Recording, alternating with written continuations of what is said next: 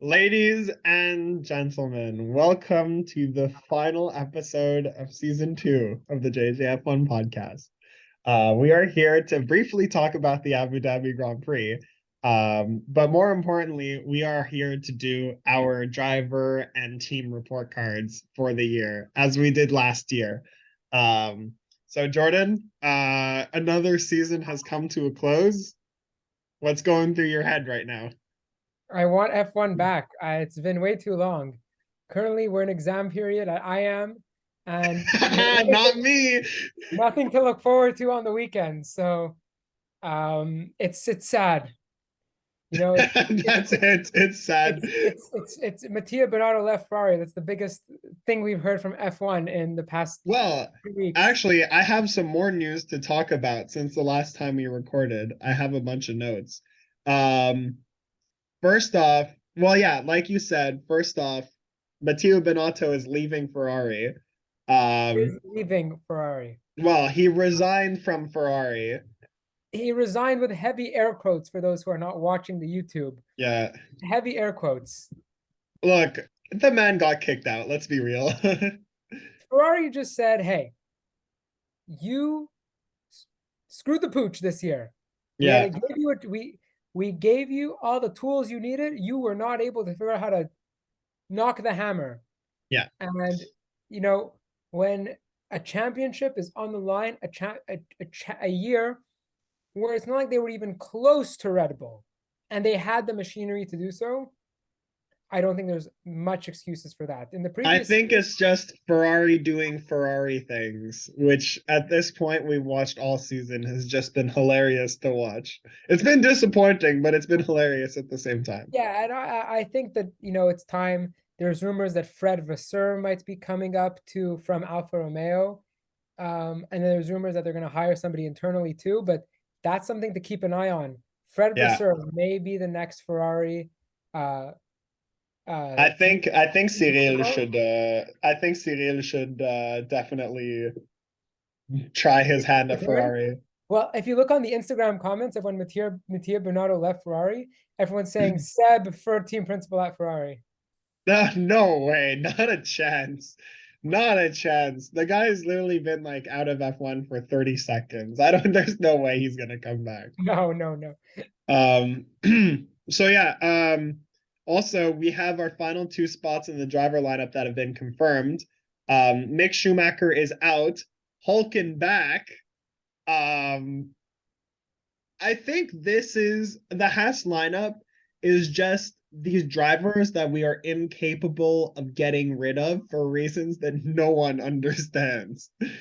The issue with Haas, and I get it. If you I listened to Gunter Steiner's podcast on the Beyond the Grid podcast, and he spoke about something very interesting.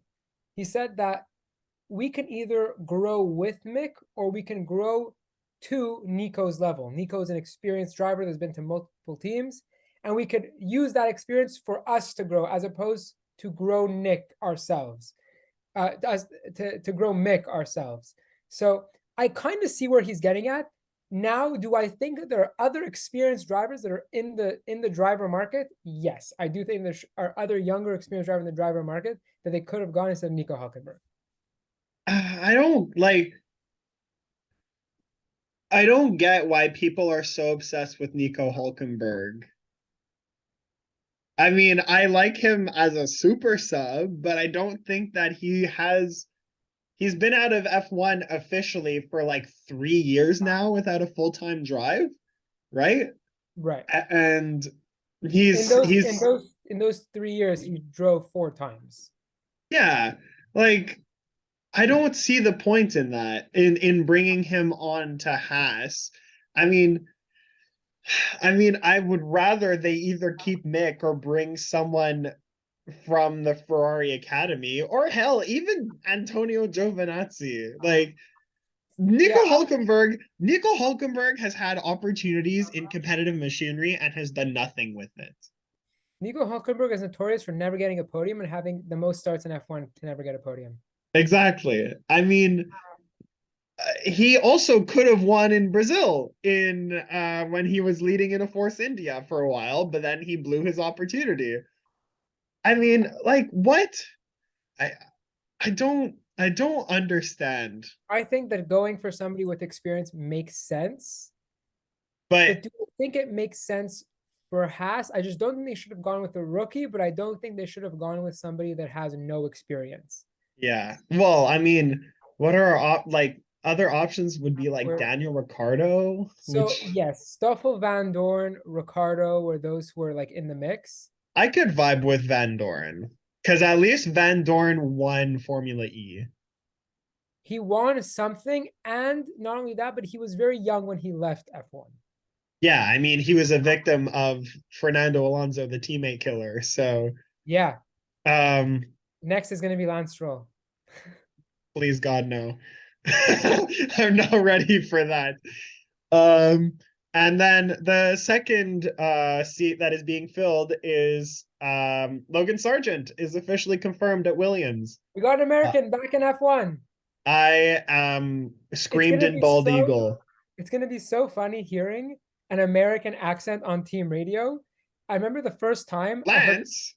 he's not American, he's Canadian. He's a Yeah, Jewish so is Nick. Canadian So boy. is You can Nick tell the Latifi. voice. They have American They accents. don't. They have Canadian accents. I don't know about you, but I can tell that they're Canadian when I hear them on the Well, radio. yeah, I To can, but the me, whole there was a thing is huge like, difference between hearing Pietro Fittipaldi and hearing Nicholas Latifi speak on the okay, radio. but Pietro Fittipaldi is Brazilian, but He's born in but American. He has an raised in the American voice. US. Exactly. An American voice. So look, my point is we have an American contrast to all these European accents on the team radio, especially Magnussen on the other side of the garage. I think it's going to be cool to have an American. Do I think he's deserving of the drive? That's a different question. But I do think Is that he deserving of the drive? has he won any past series? No. And that's the answer that I'm going to give you. Neither did Latifi. Was he deserving of the drive? No. I don't know. I think that it's too early for Logan Sargent to be an F1. I Does think that, does that make sense? I I feel agree. like if he spent like one more year in F2 and maybe won, who knows? Um F2 is gonna be fun next year though. If Theo Pourchaire doesn't win, I'm gonna be so disappointed. Um but yeah, I feel like if he had one more year in F2 to truly perfect his racecraft and then head over to Williams, then I would understand. But I don't know. I feel like this is rushed. It's a real quick rise to stardom, and I hope that it pays off for him because in general he's a good personality and he's a good driver. Yeah, But I think that his rise is just too quick. I agree. I think we're going to see from him a 3 years or 2 years and a departure after that. This reminds me a lot of when Yuki Tsunoda first went to AlphaTauri. Yeah, so it could be, it's debatably Yuki Tsunoda's last year at AlphaTauri also. His contract is on the line now because, I have my thoughts about Yuki Tsunoda staying in F1 right now, but yeah, I remember if we're talking 2 years ago, you said when he was in F2, you were harping on him being in F1. yeah, but He was so good in F2. yeah, he was great in F2, but there's a difference between being great in F2 and costing your team like $10 million a year in damages. Yeah, we'll see how. My whole thing is that we're seeing lots of driver academies not hanging on to their drivers. And when I That's say true. that is we see a lot of Mercedes driver going to AlphaTauri, and then on Mhm. the opposite end of that, you have a Red Bull driver going to a Mercedes Academy team in Williams, right? With Exactly. Alex Albon. You literally opposite. Like Alex Albon should be at AlphaTauri, but he's really at Williams. And Nick DeVries should be at Williams, but he's really at AlphaTauri. At AlphaTauri, exactly. Yeah. So I was thinking with this Williams seat that they should have picked something out of the box too that they have the money for, Yeah. especially that they could pull somebody out of the contract. I was thinking somebody like Robert Schwartzman, who's been a reserve driver for a long time in F1, Or even Teal at this point. somebody with a little more accolades to their name. Yeah. What Like I even think. I would Or prefer Theo even Mick Pouchard Schumacher. or Mick Schumacher, to be fair. Yeah, Yeah. that could have been a seat for Williams too. I heard Mick Schumacher might be a Mercedes reserve driver. That's what the rumor mill is saying. I would love that, especially since his dad spent his last few years at Mercedes. That would be something. The Um, report is that just like how Esteban Ocon spent that year at Mercedes as the reserve driver, he got back into his seat the following year. I'm hoping that the same happens to Mick Schumacher with yeah. this. Speaking of people going into reserve drivers, Daniel Ricciardo is now the third driver at Red Bull. Oh, how the turntables have turned, Daniel Ricciardo. Proceeds to leave Red Bull because he's too annoyed of being a second driver. Comes back, is the As a third third driver. Oh my god. Like, this is Cyril Abitboul saying, I know that he will thoroughly regret his regret this decision. decision. He's the The, best. I like, The second Daniel Ricciardo got dropped from McLaren, those memes started resurfacing yeah. everywhere. But I think that Daniel Ricciardo going to Red Bull, I think Red Bull only did it for the memes. I think they did it for the promotional aspect of it. For the Yeah, I marketing. mean, Aston Martin kind of used Nico Hulkenberg as like a promo person for a bit. But like Nico Hulkenberg doesn't have the same kind of vibe as Daniel Ricciardo. No, he's the So F1 personality. yeah. I don't know. I guess it's okay. I would rather Liam Lawson be the third driver, but I want also Liam Lawson to stay in F2 so that he could eventually actually make it to F1. Um, I don't know. We'll see.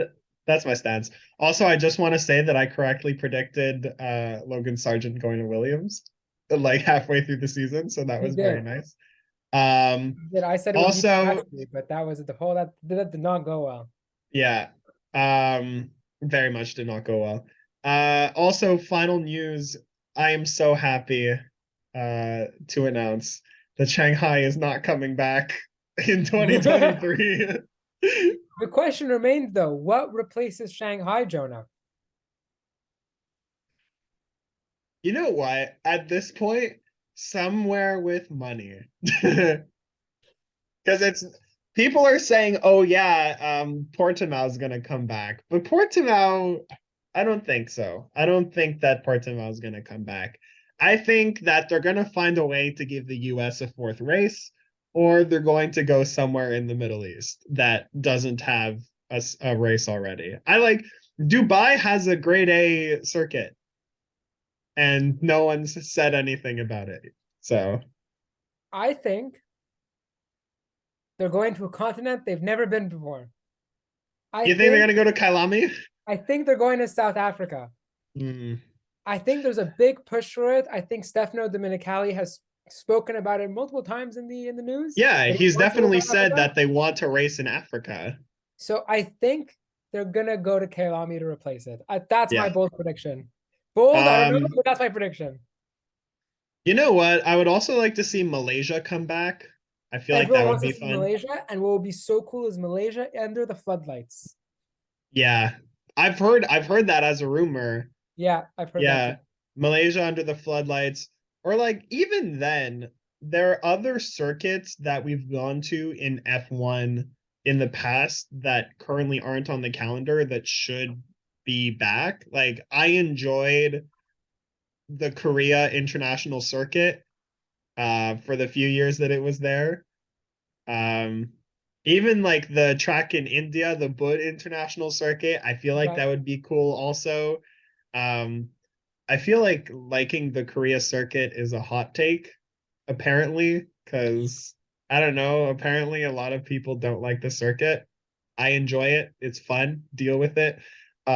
So yeah, I mean, I feel like it would be cool to go to those places, but once again, Money talks. The Losail International Circuit is on. well, it's back on officially, That's what I'm right? saying. Money talks. Also we have the venues for the sprint races, which came out today, if I'm not mistaken. Was it Yeah, today or was it yeah. yesterday? Six Today. sprint races this year. Yeah. Azerbaijan, Austria, Belgium, Qatar, Coda, and Interlagos. I'm okay with all of them except why did Spa get a sprint race? Yeah, to me, Spa is already a track that's very, very, very catering to overtaking. It's one of the easier overtaking tracks at Spa. We saw Max go from 14 Yeah. to win last time. I get it, it was Max, but at the same time, it's just indicative to show that how many overtaking opportunities there are at Spa already. And I feel like the sprint race should go to tracks that don't allow for a lot of overtaking and that give you an extra opportunity to move up the grid in a weekend's time. Mm. Which is why I'm in I agreement. disagree with you, but if anything, I think it should be where the most overtakes happen to switch up the grid. I don't know.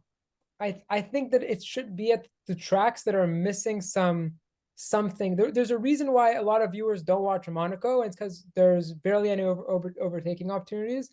Yeah, Maybe a but sprint race shake something up at Monaco. a sprint race at Monaco is just going to be more of cars going in circles and no overtaking. I get it, but the more times cars go in circle, the more chances there will be at an overtake, and therefore I think that that will shake it up in Monaco a little bit. In Monaco, you can only overtake in the pit stops, though. That's the thing. So, Or and you know how Nikita Mazepin overtook Mick Schumacher last time, or was it the other way around? Did Mick Schumacher overtake Nikita Mazepin in 2021? That was the only overtake on that I like the last saw. lap, on like the last lap Oh, it into was the the start first finish lap straight. where it was at the Herpine. Oh yeah, exactly. I remember that. That was the Yeah, only overtake that race, I think. yeah. Oh my God. Well, we were Like gonna see an overtake, but then boom, Stroll came on. I am so hype for a sprint race in Baku. You Yeah, I know have you would be. no idea. As much as I am disappointed, I mean, I'm so lying. I'm so happy that Shanghai is not coming back. Because people I have been hating on that circuit since the second we started this podcast. As I've been hating on Shanghai as much as I have been loving Baku on this podcast. So for me to see a sprint race in Baku is going to be so much fun. You know what I'm disappointed in? There is no sprint race at Circuit Gilles Villeneuve in Montreal, Canada for round Yeah, 10. that's true. That's true. That is where we need a sprint race. That would be lots of And I fun. did not like the sprint race at the beginning. I am now asking for one. For the love of God, bring a sprint race to a 20-minute drive away from me. Yeah, but Qatar has money. So, you know, Yeah. they're currently hosting the World Cup. So, I think they have money. So, I feel like that's a good influencer. Cool. So, let's briefly talk about the race on this beautiful sticky note that I wrote on during the race. Um, honestly, the only things that I have on this sticky note are Aston Martin screwed up so hard that they lost $15 million. Yeah. They were 1 point away. And They were tied at the end of the race. I thought there was 1 point away. No, they tied. They tied at the end, but Alfa Romeo won on a tiebreaker of like highest average or lowest average position or whatever it is. I don't know, but Aston Remember Martin what I does told what you? I Aston said, Martin does. I told you, Aston Martin, you don't expect 6 points from them. They got six. No, they got five. Yeah. They got five. I was so, you know what? I was pretty optimistic, and my optimism was somewhat legitimate. Yeah, no. Um, yeah, all that I have here is also the one thing that I really enjoyed was Ricardo, Schumacher, Vettel, and Latifi, the four drivers who won't be on the grid next year, were all fighting it out near the back of the field. Yeah, literally. And I loved that. Great I way to say absolutely loved goodbye. that. Um, otherwise, Vettel and Ocon had a nice scrap uh, about At one midway through the point. race. Yeah. Sorry? Yeah, at 1 point. Yeah. And Lewis versus Sainz versus Russell. Other fun fights near the front. Otherwise, it was a typical Abu Dhabi. It was okay. Yeah, I think we had that one Abu Dhabi race Yeah. in 2021 where it was like, holy shit.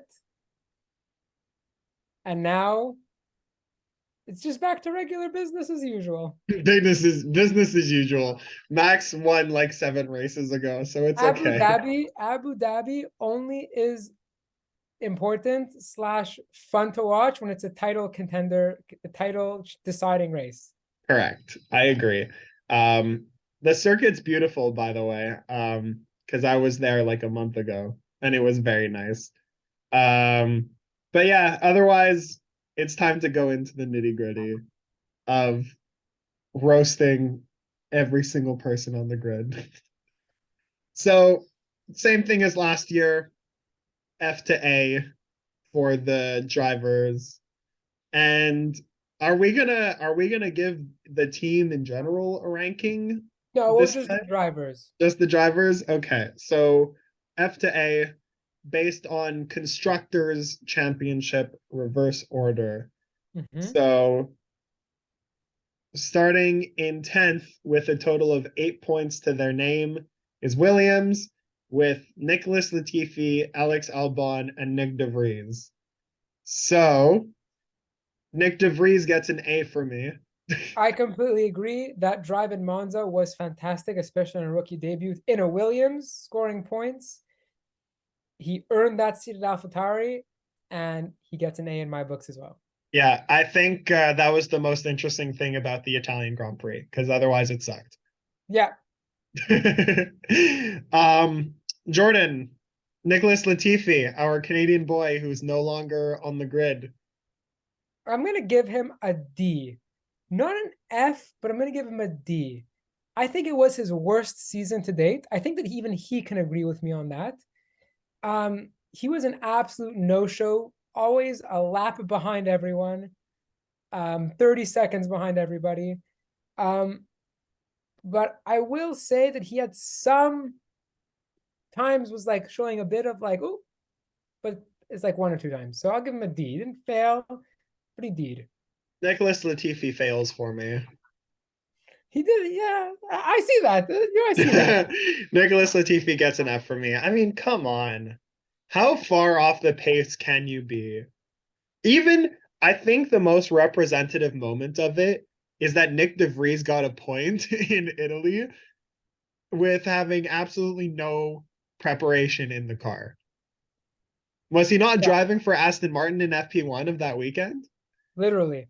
Yeah, he was literally in a different car and he showed up, made it into Q3 if I'm not mistaken in qualifying or just missed out. Anyways, the guy You've got a convinced me. point. The guy got a point in Honestly, you've yeah, convinced me. I'm gonna give him an F2. Screw yeah. that. He sucked. He sucked. He That's it. sucked. Um, okay. Next we have in ninth place, a shocker ninth place to me, AlphaTauri. Well, we didn't touch Um, Alex Albon. oh yes, Alex Albon. My bad. Alex Albon. I'm gonna You're give him a you're B you're plus. I'm B a big plus. Albon fan. You're I met you're a him. president of the Alex Albon fan I club. love Alex Albon. I met him actually this year. Great guy, very nice. I was at a fan engagement sort of thing. But I have to, Shout out to Seb from Williams Esports. We miss you. yes, exactly. But it was great. I met him. I even spoke to his trainer for a solid 30 minutes, talking about all the preparation that goes in, Alex's diet, Alex's workout. Like we hit it off. I love Alex.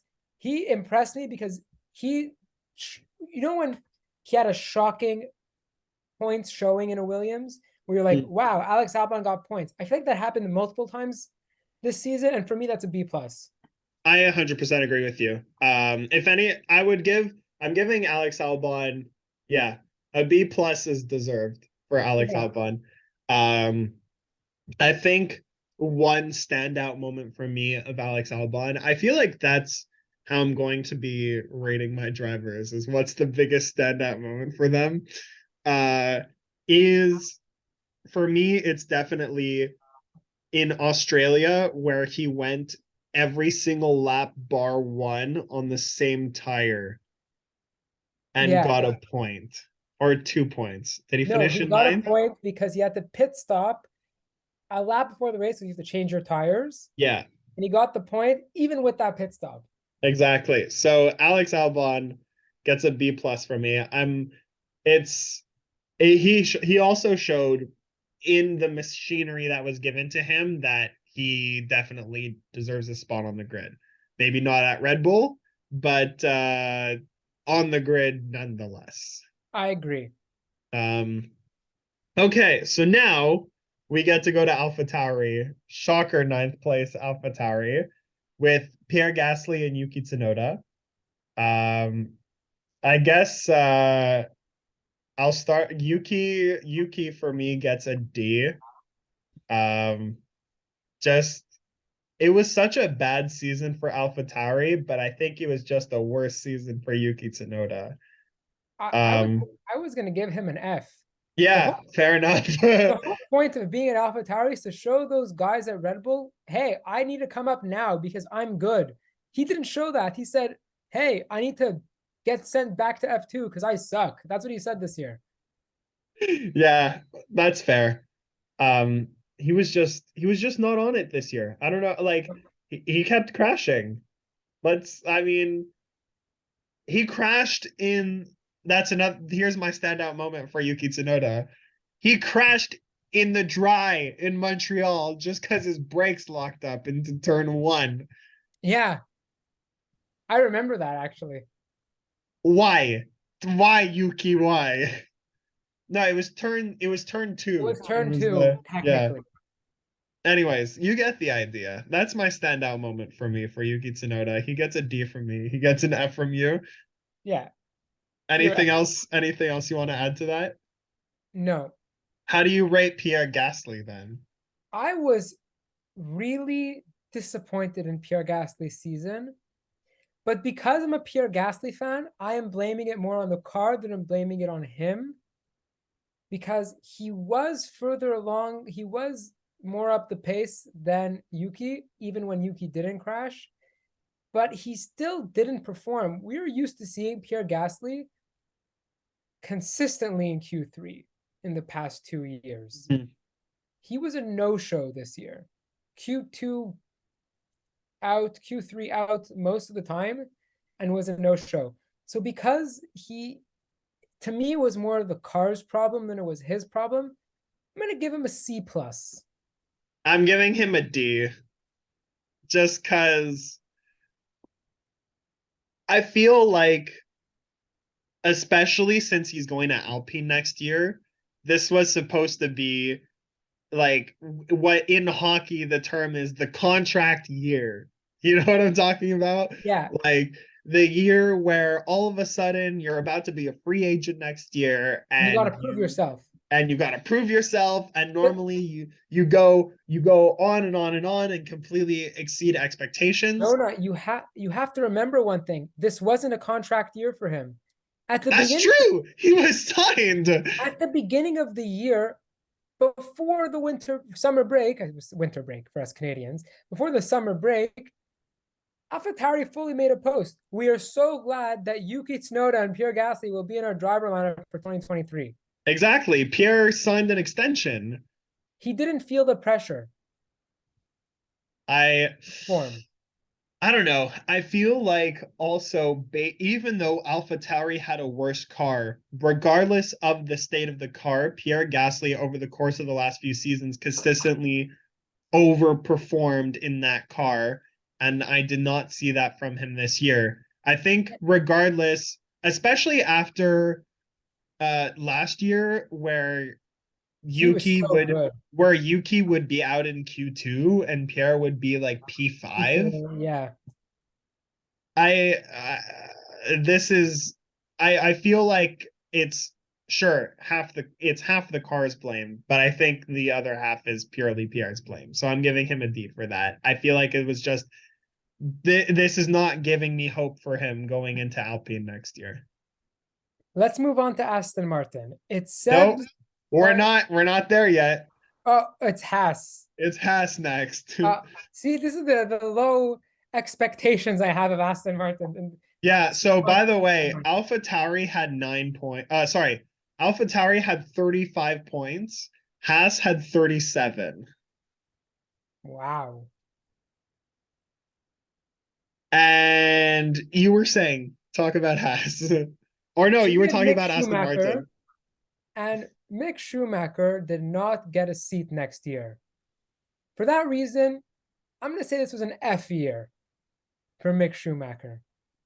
You don't get the seat, you don't get anything above an F in my books.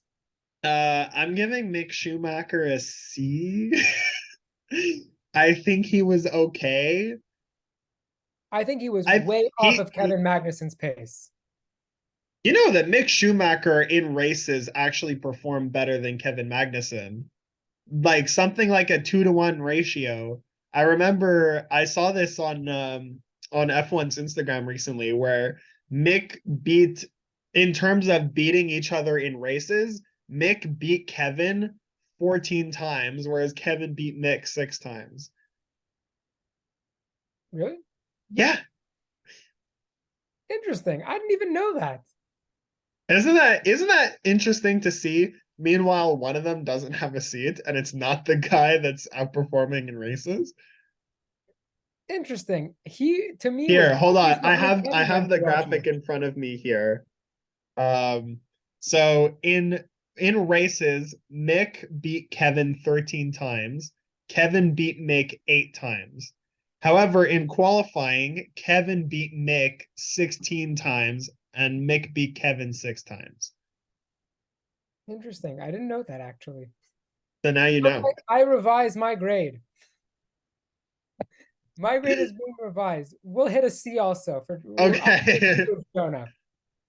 I think a C is reasonable for Mick Schumacher. Do I think that he still deserves a seat in F1? I'm 50-50 on it. Um, do I think that he definitely picked up from his crash year of 2021? For sure, because he actually picked up points this year. However, I think otherwise it was not great. But also Haas just wasn't great for half the year. So Haas just couldn't keep up with the development race. That's how I see it. I agree. I think that Haas had a really good strong start. You know, shown by Kevin Magnussen's P6 in Bahrain, Yeah. which is an Was it eternity ago. P6 or P5? P5, Yeah, P6, one of them. anything. Um, how would you Speaking of rate Kevin which, Magnussen season? what do you think? Oh, okay. Well, in my eyes, Kevin Magnussen gets a B plus. Kevin Magnussen does not get an A, but he gets a B plus Yeah, I would because actually give him more of a B minus. okay, I understand the B plus because he was really good in his comeback year, and he kind of is the reason why Haas got like a couple of points. But because of the P6 in Bahrain, I feel like he could have followed up with similar appearances in the subsequent races while Haas was still kind of competitive, but didn't. I have to agree with you on that, but I think just in general, Haas was so far off in the latter half of the season where I think that's where Kevin Magnussen showed his true strength is being able to deal with the car falling off rather than his standout moments of, for example, a P5 in Bahrain, where Haas had 35 points or 37 points, whatever I said. Um, if you get P5, that's 10 points in one race. Like, it's crazy. Yeah, Uh, I think but I think for me also is the opportunities where Kevin basically pulled something out of nothing were more important to me for his season than, for example, the pole position, which, by the way, has got a pole it's position. true. I keep forgetting about that. Yeah, or for example, a P5 in Bahrain. I keep forgetting about that pole position. Yeah, has got a pole position, and I'm still giving him a B plus. Oh my. Um, Yeah. Do we have anything else to say about Kevin Magnussen? Let's move on to our favorite team. Uh-huh. Jonah, it was Seb's goodbye year. What are you giving Seb in his last year in F1? Seb is getting a C plus from me. Even though he was leading a race in his last year at the Circuit of the I Americas? look, I think that okay, hold on. Sebastian Vettel led in the US on For a like 5 seconds. technicality. Yeah, Okay. it's a joke, yes. But the thing is with Seb is there were times where he was so off. Like so off. Where I There were was like, times where you thought he was already retired in his head. yes, exactly. And I was like, why did you even come back and get in the car this year if you were going to have that bad of a race? But then there are times near the end of the year when he announced his retirement where he was like, "Hey, I'm going to put in points performances regardless of Aston Martin's crappy strategy and you're going to like it." Yeah, So, for that, I think for me the cons outweigh the pros of his season, so he gets a C plus. yeah, I have to agree with you on that. I mean, you can't forget um uh times like in Abu Dhabi, for example, where the team kind of screwed him over The team definitely screwed him over. and he still made the best out of it. He did what he could with that machinery. Mm, You look at Coda, you look at Abu Dhabi, and I think for that reason, I think he deserves more of a B minus or a B than okay. a, because I wouldn't rate him below the average, but I don't think I'd rate him in the above average category of F1 drivers this year. So I'd give him like the average of Yeah. F1 drivers. So to Okay. me, it's a B. I think that's fair. Honestly, I can't wait for us to get onto our future of team series, which I assume is going to be our off-season project. Yes. So, because when we get to talk about Aston Martin, ooh boy, this is gonna be fun times for me. Um, Speaking of fun times, it's time to rate Lance Stroll. Major disappointment this year. Yeah, I don't think he had one race where I was like, whoa, Lance Stroll did this. I no, never. I disagree with you. Lance Stroll finished P6 in Singapore. Let that stick. It's true, but that's not like a whoa moment. Yeah, sure. Either way, Lance gets a D for me. Lance gets an F in my book. Okay, that's fair. He caused way too many collisions, got a lot of dumb penalties, especially in Australia, where he also Yeah, I caused was a just about collision. to talk about Australia and him and Latifi. Um, so to me, is an F. F. I don't want to talk about it Fair. anymore. It pains me. It pains me. I'm not Like even, you know what? I'm not even going to debate with you. I feel like I'm just giving him the benefit of a doubt because once again, I am a Lance fan. So so am I, and that's why I'm hard on him. That's why I'm critical. I have I have a Lance Stroll two Lance Stroll t-shirts in this closet here. I'm recording on my floor, by the way. So I have I have two Lance Stroll t-shirts in here, one from Aston Martin and one from Racing Point. And I wish I was wearing one of them right now because I feel like that would just prove my fandom. But It's so unfortunate they canceled the session where you got to meet and get signed things by the drivers this year in Montreal. I know That was I actually could have met Fernando Alonso and Esteban Ocon. I had an Alpine ticket, so oh really? Oh, you have to get yeah. tickets for them. Yeah, so basically how it works is you need to line up at this booth in the fan zone and they start giving out tickets like because basically I don't know, let's say we only have enough time for 20 people per team, right? So they have it's free, but you need to line up and get the ticket. And basically when they're out of tickets for that team, then you're done. Like that's it. Like there's no more. So by the time I showed up, they had Alpine, Williams, and Haas left. So I took Alpine. Yeah, And I would have taken Alpine too. yeah, so I took Alpine and I could have met Esteban and Fernando, but the rain had other ideas. Shout out to Alan, who's been on this podcast before, for sticking it in the rain with me because that was fun. Um, let's um let's move on to Alfa Romeo.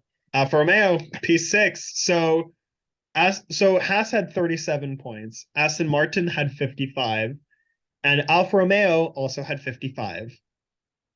And Jordan, you are the president of two fan clubs. You're the president of the Alex Albon fan club, and you're the president of the Valtteri Bottas fan club.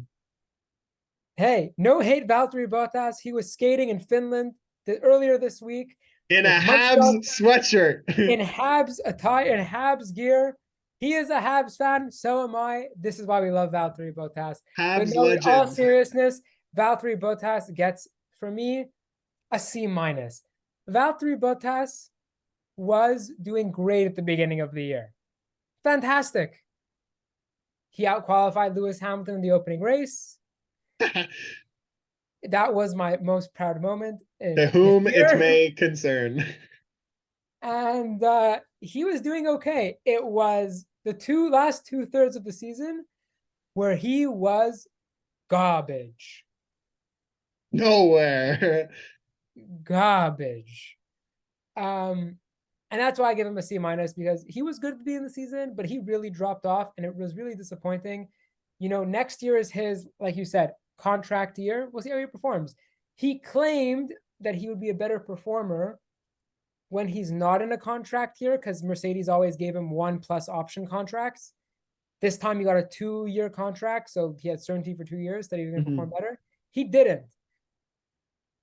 Valtteri, you got 1 more year left, and he might not be in F1 after next year. We have to think about this. That would be very interesting to see if Valtteri Bottas does not return to F1 in But you got to ask 2024. yourself, Jonah, if Valtteri Bottas has the year that he just had, would you, as Fred Vasseur, give him another contract? Or would you go in the Ferrari pool of drivers and say, hey, Callum Ilott, Robert Schwartzman, get on up here. We need you to drive. Also, are they still going to be Alfa Romeo next year? I think that they're Alfa Romeo just next year, and that's it.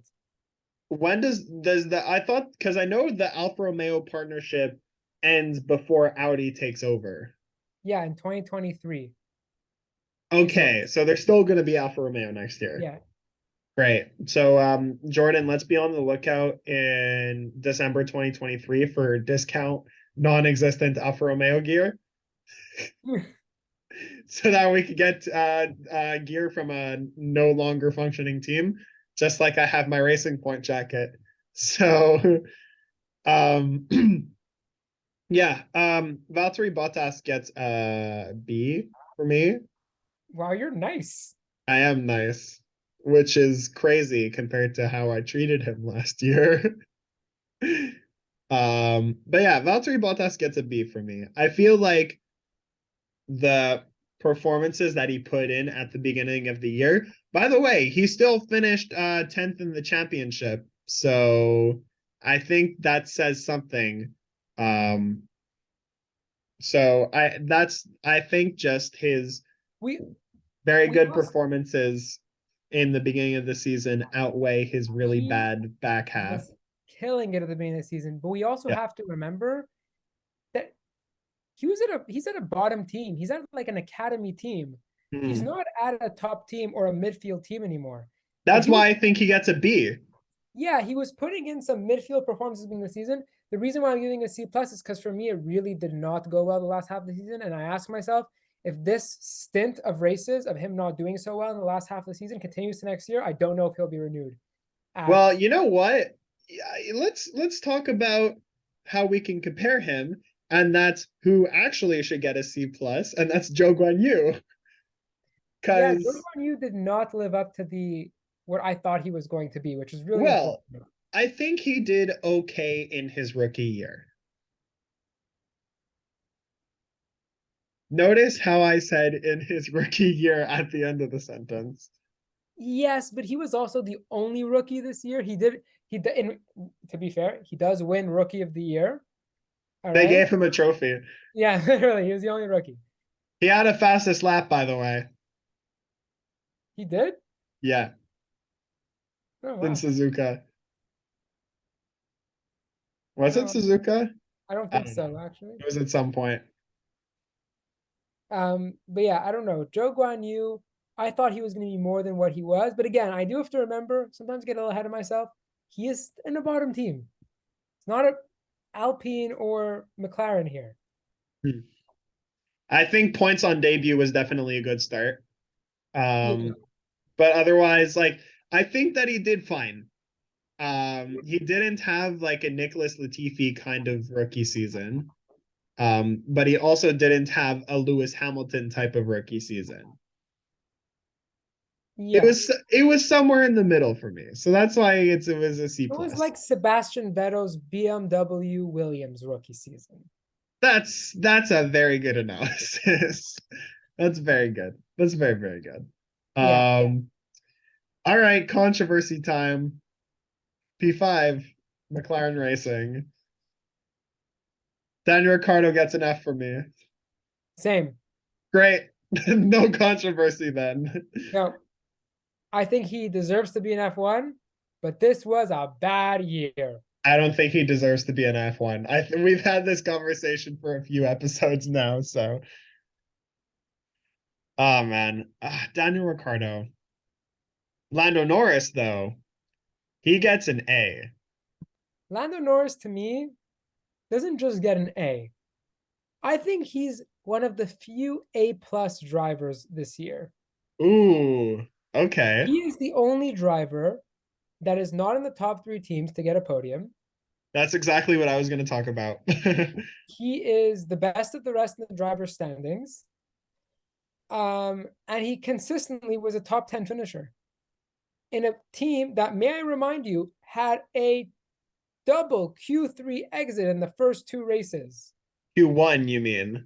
Q1 exit in the first Yeah. race, and even two races, if I remember correctly. It was bad. McLaren was They were bad. in bad shape, and by round four, boom, Podium. Lando on the podium. Made no sense, but it happened. And you know what? He's an A plus driver to me. Give that man a good car. Yes, He should have won Monza last year. he should have. Yes. um, but yeah, Lando A. That's an A for me. I think just as you said, being the only the only non-Mercedes Red Bull Ferrari to get a podium should just that should just be his resume for the year. Yeah. Anything else doesn't even matter. Literally. But Lando Norris was truly the best of the rest this year. I So that's why I'm giving him an A plus because his yeah, machinery was not the best of the rest. Alpine's was consistently actually. yeah, exactly. So speaking of Alpine, they're next. Uh oh I'm a god. fan of Esteban Ocon, but similar um to Sebastian Vettel, I'm gonna give him a B because I think he just had an average season. I don't think it was anything great, nothing spectacular, but also did not screw the pooch either. I think Esteban Ocon also deserves a B. However, I think he deserves a this may sound really weird because spoiler alert, I'm rating Fernando higher than Esteban. Um, but he still beat Fernando on points. So I think all in all, it was just really consistent driving from Esteban, which Yeah, which is nice. to It's me, there wasn't anything stand out in terms of finishes, in terms of race pace. He just was a consistent driver, and was the word for him this year was solid. He yeah, was solid. You could Exactly. rely on him to go and get you a couple of points here and there. And slowly but surely, Alpine made their way up and beat McLaren So that's exactly because what I of could him. say also. So just some solid points finishes all around. And I think Yeah. that that was exactly what And Esteban had to do consistency this year. too. And you could tell that he's a staple at that team. He is going into I think it's his second year of that 3-year extension that he signed. Yeah. So his contract is coming up. Um, so he's going to need to be a little solid and then some if they're going to want to Yeah. keep him around. No podiums, No but podium. it's okay. Yeah. That's what I see. It's okay. Um, Fernando gets a B plus, so he just edges out Esteban. I I think I no, you're I agree saying, with you, but for yeah, me, you it might be agree? a different reason. I Okay. think the only reason why that he gets a B plus is twofold. Number one, Fernando Alonso is a riskier driver. He is he is very risk seeking, does a lot of moves that are very questionable, sometimes work out for him and sometimes don't. And the second reason why is because he is a better qualifier. He just Yeah. qualifies better. Actually, I don't have very interesting points to talk about. However, I think that I those are not what I had in mind, actually. What I had is basically he bailed out his car. Um, because Fernando Alonso, from what I understand, had the most, if not the second most, mechanical retirements this year. Um, and he pushed that car, especially near the end of the year, to places where they could cement their fourth place in the constructors over McLaren, like P5, P6, even some P4s. I think, and also he qualified P2 in Canada. So it also goes to your point of him being a better qualifier, but even in the races, just bailing out that car is what I saw Fernando Alonso doing on a consistent basis. Whereas Esteban was consistent in staying in that low points area.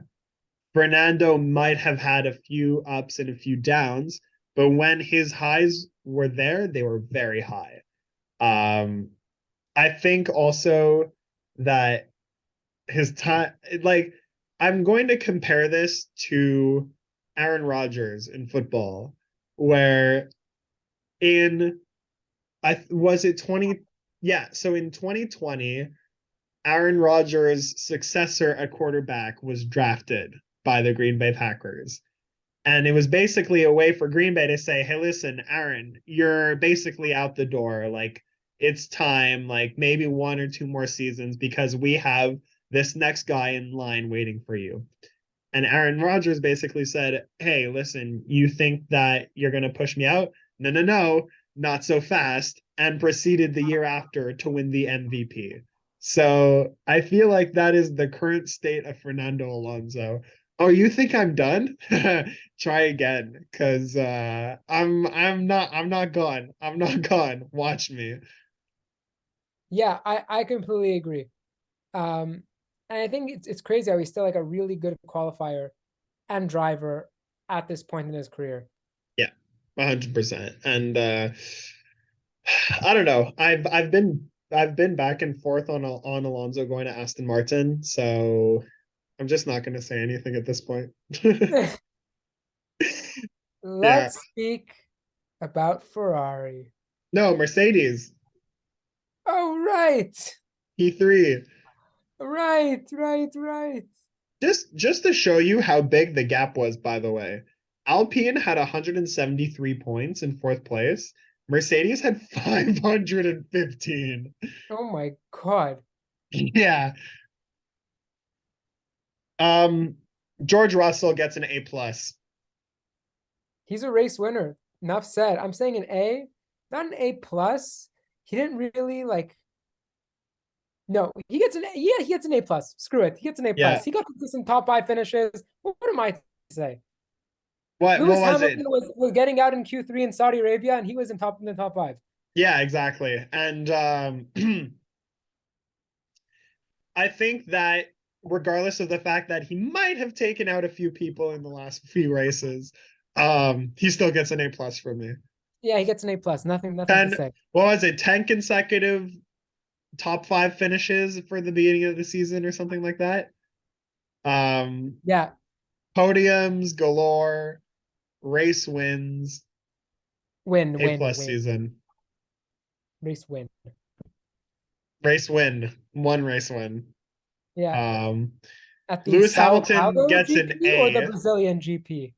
Sorry, what'd you say? Is it the Sao Paulo GP or the Brazilian GP? Nobody knows anymore. I think officially it's the Sao Paulo GP. It still says Brazil on F1's website. Really? Yeah. I thought it was okay. I don't even know at this point. We're not going to ask any questions. Yeah. Um, Lewis, to me, is Lewis gets an A. I was gonna say B+. Actually, maybe it's because I'm so used to seeing greatness that I didn't see any of it this year. I was upset. Fair, but I think also you should be grateful that you didn't see success because he's been dominating for 7 straight years. I,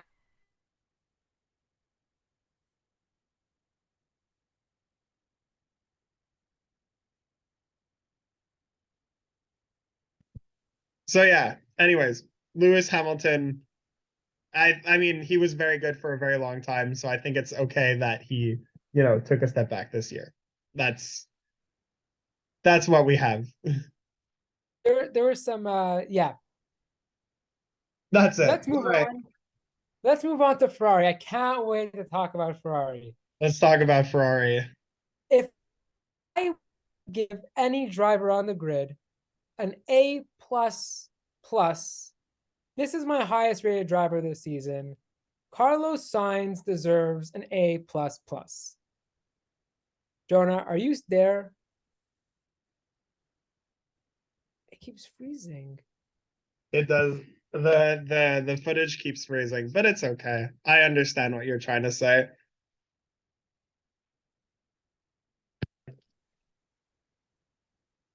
Yeah, so anyways, Carlos Sainz to me performed super well and performed better than the Ferrari team performed as a whole. And I was really impressed with that. Got his first race win, consistent podiums. To me, he was the more consistent Ferrari driver. He gets an A+ for me.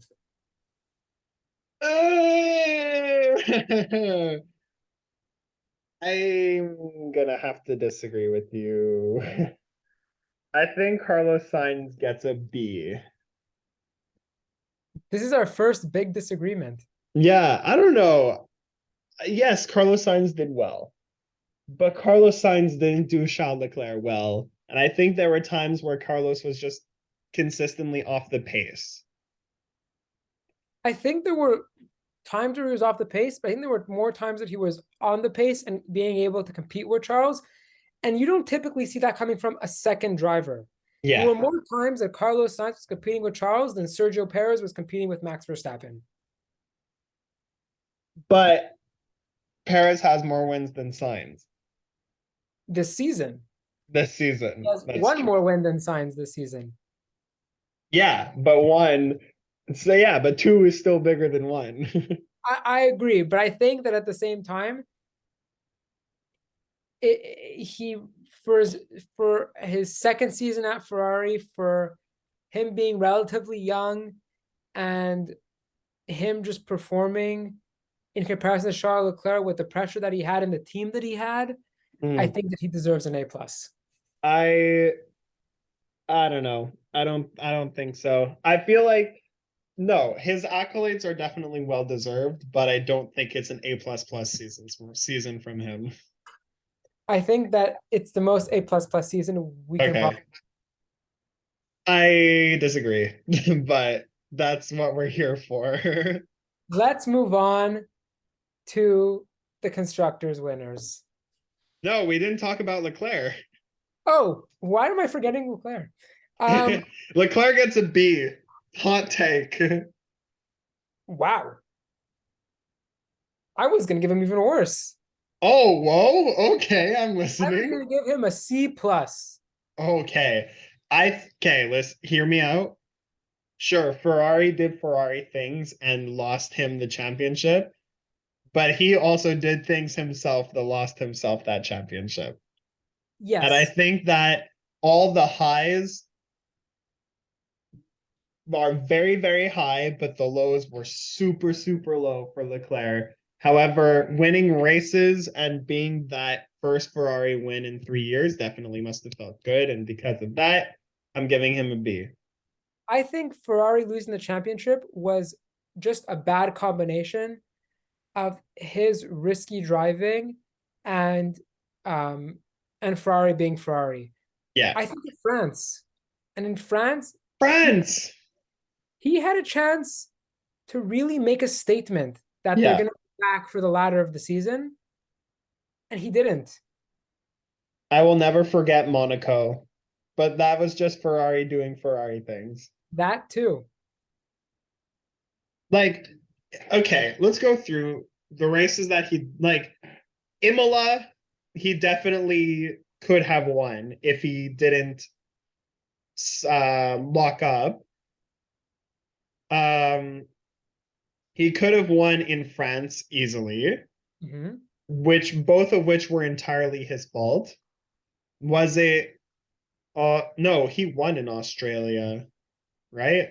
He won Australia. He won Yeah, Austria also. yeah. I think then Monaco was Ferrari's fault, but I think just in general, him getting the most pole positions this year and then still losing the championship by the amount that he did is just All that tells me is that he's a really good qualifier and maybe not that good on the race. yeah, I agree. So he gets a B from me. Yeah, agreed. He also Um, could have won Saudi Arabia too. yeah, exactly. He could have won Saudi Arabia. He could have won Miami. Miami was possible to win. Yeah, Um, he honestly he could have just won. He could have won all the races that Max won, with the exception of Canada, Canada. he was not. Yeah, he was not in the hunt in Well, Canada. yeah, but that's because he had a grid penalty, right? Yeah. So Um, I'm trying to think. Suzuka was the nail in the Yeah, coffin. He wasn't supposed to win that race, but he locked up in the last turn, and because of that, he got a 5 second penalty, which then led Max to become world champion. right. Um, but yeah, just Better chill luck next there. year. I think that. I mean, we're not going to do our predictions now, but He's a world champion. I'd like to see that happen. Um, I just really want to hear the Monegasque national anthem play more often. it's a banger of a national It's a anthem. great national anthem. I've been listening to a lot of national anthems recently because of the World Cup, and even throughout all of that, Monaco is definitely pretty hype. Yeah. Last but not least, let's Red Bull. get to Red Bull. What do you think of Sergio Perez this season? Sergio Perez gets an A from me. I think so Um, as well. I was going to give him an A minus. the standout for me is Singapore. Yes, he is the Um, master of the street tracks. but I think also just throughout all of the safety car restarts and through all the crashes and through the wet conditions and through the 3 hour time limit, or no, the 2 hour time limit, my bad. Sergio Perez drove the race of his life in Singapore. Also, Sergio Perez won the Monaco Grand Prix. Yeah, And Sergio Perez was once again on the podium in Mexico. it was Sergio Perez's best year so far. Yeah, well, hands down. Um, if we're trying to compare machinery, does this go higher than his 2020 Racing Point season? That is to be determined because I don't really know the answer to that on the spot. I like Sergio Perez. I think that he um needs to start challenging for more wins on the regular, Mhm. which is why I'm going to put a little asterisk and give him an A minus. But I think he's Okay. an A, but he needs to be more consistent with the wins and the P2s. That's fair. That's very fair. They didn't get a lot of 1-2s this year, Red Bull. Nope, they got, I think, one. I think it was one Yeah. in Abu Dhabi. No, I think they got more than that. Nope, it was one in Abu Dhabi. Impressive. Impressive. Yeah, Meanwhile, there were a lot of double podiums, but yeah. just not a lot of 1-2s. Um, Max Verstappen gets an A plus forever It was his pluses. best. It was one of the most dominant seasons in Formula One history. Yeah. I mean, look, let's not talk about his character. Let's talk about what he's done on the track. And was it 15 wins this year or 14 wins? 15 wins, the record for most race wins in a season. I think I think that says that's all there is to say. A plus. A plus. He is the man to beat. Yeah. Bold prediction. Actually, not even bold prediction. He's gonna be a 3-time world champion next year, right? I Maybe. don't think so. I don't know. I think I see. the only person that could genuinely fight for him next year, and this is actually my hot take, it's not Ferrari, it's gonna be George Russell. I think it's gonna be Ferrari. I think it's gonna be I think Mercedes. we're gonna have a history repeating itself. We're gonna have, a two-time world champion, and then what happened after the last two-time world champion? Who won the world champion? Well, oh no, hold on. Lewis had already won 2 before Nico showed up. Well, Lewis no, while wins. Nico was there. Lewis wins. Then there was an Alonso two-time world champion, and then there was a new world champion at Ferrari that won for one season in Kimi Räikkönen. So I am saying, No. Hold on. It yes, was 2007 was Kimi Räikkönen. 2005, 2007 was Raikkonen. 05, 06 was Alonso. that's what I'm saying. So it's going to be a Yes. two-time world champion. Yeah. And then we're going to have, also Alonso was very young at the time. So it's a young star rising world Yeah. champion. Then you have a one-off Ferrari world champion, Charles Leclerc. And And after then Lewis. one-time British world champion, George Russell or Lando Norris. Take your pick. Time isn't linear. Time I is a think, circle. I think Charles Leclerc World WDC 2023 confirmed. Look. And he just broke up with his girlfriend. Yeah, that was I was gonna say. I was gonna say you sent me a text. Was it today, yesterday, something like Yesterday. that? Being like, "Yo, Charles Leclerc broke up with his girlfriend. He's winning the championship." He is. That's it. Nothing's gonna steer him away. He's focused on one thing and He's one focused thing. on the championship. There is no coincidence this news is coming after a week after Abu Dhabi that he Oh lost my the championship. God. Imagine if it goes the Kelly Piquet route. No, it won't go any It route. He's a won't. good guy. Not saying Max Verstappen's a bad guy. I mean, Well. anyways, this was a great episode, Jonah. Yeah, that's the end of season 2. Yeah. You want to do it again next year? We have done 2 seasons of the JJF1 podcast. Yeah. When we started this back in April 2021, who knew where we would be at this point? Exactly. Always grateful to have you for the ride, Jordan. And off-season project, the future of the teams. Let's do it. Yeah, I I don't know what to say. Do you have any closing words on the season? I'm sad there's no more Formula One to talk about. Okay, that's fair. But yeah, I guess thank you everyone for listening throughout this entire season. I'm very grateful for every single person that listens. Jordan, I hope Jordan is too. Yes. 100%. So if you want to hear us for season 3 during the off season and everything else, feel free to like our Facebook page, follow us on Instagram at the JGF1 Podcast. Listen to our stuff on YouTube, on Spotify, on Apple Podcasts, on Amazon Music, everywhere where you find your podcasts. And we will see you for the next episode. See ya.